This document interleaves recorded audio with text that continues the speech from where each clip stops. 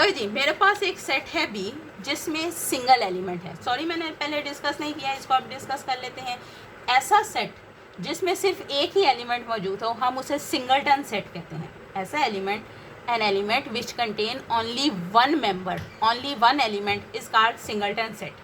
ठीक, सो हमारे पास कोई सिंगलटन सेट है जिसमें एलिमेंट है 3, सही। अगर मैं इसका पावर सेट बनाना चाहती हूँ तो पहली बात हम लोगों ने कही थी कि एम्प्टी सेट और इटसेल्फ सेट तो आए गई, तो एम्प्टी सेट और इटसेल्फ सेट लिख लिया।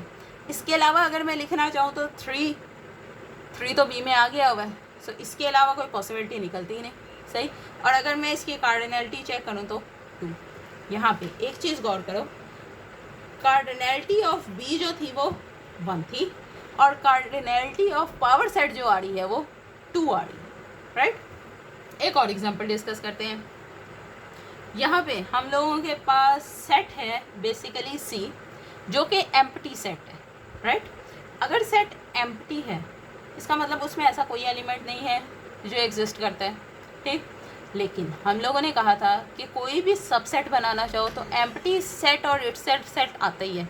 अब यहाँ पे एक मसला है, या तो मैं एम्प्टी लिखूँगी या इटसेल्फ लिखूँगी। क्यों?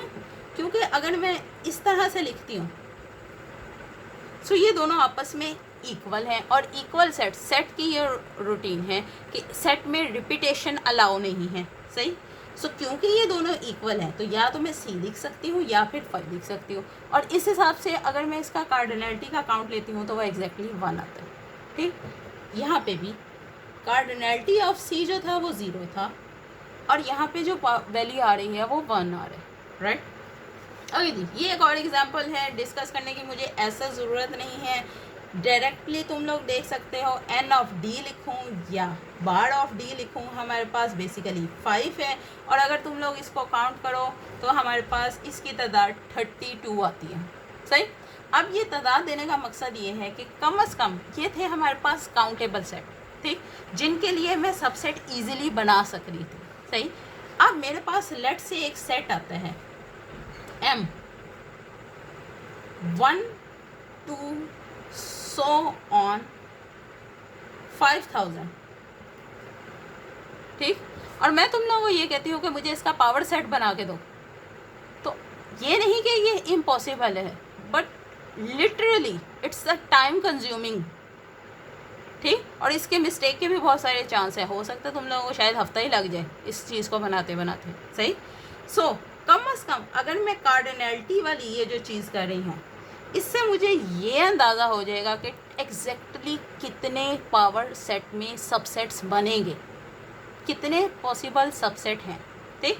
इस हिसाब से अगर मैं ऑब्ज़र्व करूँ, इसका एक डेटा बना लेते हैं साइड पे, ठीक।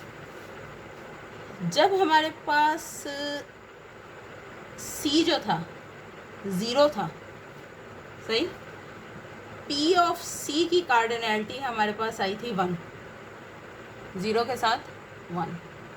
जब हमारे पास बी जो था 1 था, पी ऑफ बी जो था हमारे पास आया था 2।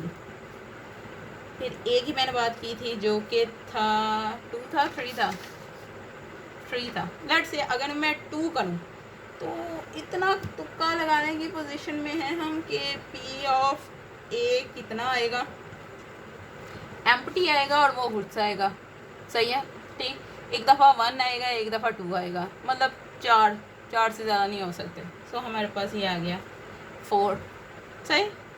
ओके जी, अगर मैं लेट से सॉरी ई बना देती हूँ, थोड़ा सा आगे पीछे हो रहा है नामों में, ज़्यादा परेशान ना होना। पी ऑफ ई जो है वो मेरे पास 3 जो था, ये वाली एग्जांपल थी, जब 3 था तो 8 आया था, सही। सो हमारे पास पी ऑफ ई जो है वो 8 आ गया। और अभी जो डी वाली एग्जांपल थी जिसमें हमारे पास 5 एलिमेंट थे और अभी मैंने कहा कि उसमें एलिमेंट्स का जो पावर सेट्स का जो काउंट था वो हमारे पास था 32। क्या तुम लोगों को सीक्वेंस बनता हुआ नज़र आता है? अगर नहीं आता तो कोई इशू नहीं, हम लोग बना के देख लेते हैं। क्या इसको मैं इस तरह से लिख सकती हूँ, क्योंकि मुझे 2 नज़र आ गया है तो इसको 2 की पावर 1, राइट। इसको फिर मैं 2 की पावर 2 भी लिख सकती हूँ, सही। 2 2 ज़ार 4, 4 2 ज़ार 8, राइट। और इसके हिसाब से मैं इसे 2 की पावर 5 लिख सकती हूँ, सही। और अगर सारा कुछ लिख ही रहे हैं तो लेट्स से 2 की power 0। Now check the similarity. 2 तो हो गया, उसको तो छोड़ दो। ये 1 क्या था, जो कि सेट का कार्डिनैलिटी थी। 2 क्या थी, सेट की कार्डिनैलिटी। 3 थी सेट की कार्डिनैलिटी। अब अगर इस हिसाब से मेरे पास सेट की कार्डिनैलिटी n है तो पावर सेट की जो कार्डिनैलिटी होगी वो बेसिकली 2 की power n, this is a count, सही। और यहाँ पे जो मैंने अभी m वाली एग्जांपल लिखी थी जिसकी कार्डिनैलिटी 5000 थी, इसके पावर सेट की जो कार्डिनैलिटी होगी वो बेसिकली होगी 2 की power 1 2 3, right. So that's our and.